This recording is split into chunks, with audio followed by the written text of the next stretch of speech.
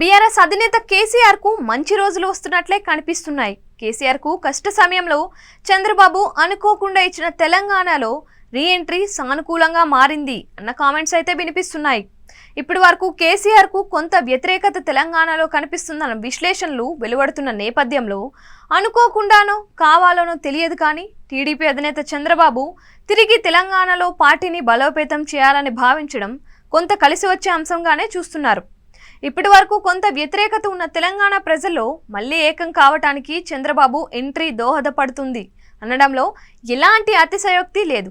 రెండు తెలుగు రాష్ట్రాలు విడిపోయినప్పటికీ ఆంధ్రప్రదేశ్ నేతలను తమ లీడర్లుగా చూసేందుకు తెలంగాణ ప్రజలు ఇష్టపడరు. అది చంద్రబాబు అయినా జగన్ అయినా సరే వాళ్ళు ఇక్కడ మళ్లీ పెత్తనం చేయడానికి వస్తున్నారు అనే అభిప్రాయమే కలుగుతోంది. ఆంధ్ర వాళ్ళ ఆధిపత్యాన్ని వదిలించుకున్నా ఇంకా వెంటపడుతుండడం ఏంటి అని ఇప్పటికే సోషల్ మీడియాలో పెద్ద ఎత్తున తెలంగాణ యువకులు కామెంట్స్ పెడుతున్నారు.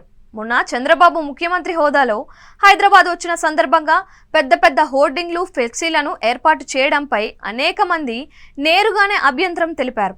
తెలంగాణ గడ్డ మీద మళ్ళీ ఇదేంటి అంటూ సోషల్ మీడియాలో పెద్ద ఎత్తున కామెంట్స్ వచ్చి పడ్డాయి. దీంతో ఆ ఫ్లెక్సీలను హోర్డింగ్లను వెంటనే కొందరు తొలగించడం కూడా స్పీడ్గా జరిగింది.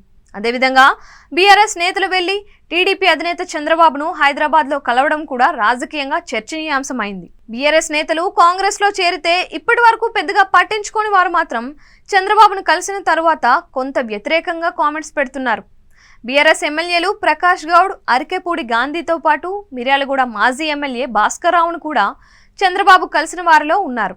మొన్నటి వరకు దూరంగా ఉన్న ఎమ్మెల్యేలు ఇప్పుడు చంద్రబాబుకు దగ్గర కావడంతో ఒకంత బీఆర్ఎస్ కు ప్లస్ పాయింట్ అవుతుంది అనే విశ్లేషణలు అయితే జోరుగా సాగుతున్నాయి. ఇప్పటికే కాంగ్రెస్ తో కలిసి బీఆర్ఎస్ ను తెలంగాణలో ఇబ్బంది పెట్టడానికి చంద్రబాబు అడుగులు వేస్తున్నారన్న విమర్శల నేపథ్యంలో గులాబీ బాస్ కేసీఆర్ పై సానుభూతి పెరిగే అవకాశాన్ని ఎంత మాత్రం కొట్టి పారేయలేం.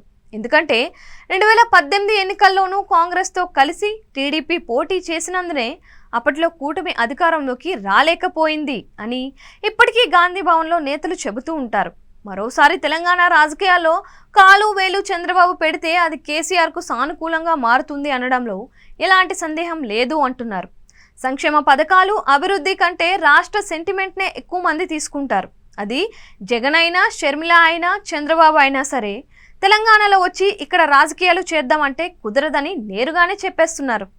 చంద్రబాబు ఎఫెక్ట్ బీజేపీ పైన కూడా పడే అవకాశం ఉంది అంటున్నారు. అంతేకాదు స్థానిక సంస్థల ఎన్నికల్లో కాంగ్రెస్ కు కూడా నష్టం జరుగుతుంది అనే విశ్లేషణలు అయితే వినిపిస్తున్నాయి. మొత్తం మీద చంద్రబాబు అలా వచ్చి ఇలా కేసీఆర్ నెత్తిన పాలు పోసి వెళ్లారన్నది మాత్రం ఖచ్చితంగా చెబుతున్నారు కొందరు సీనియర్ నేతలు. మరి ఏం జరుగుతుందో చూడాలి.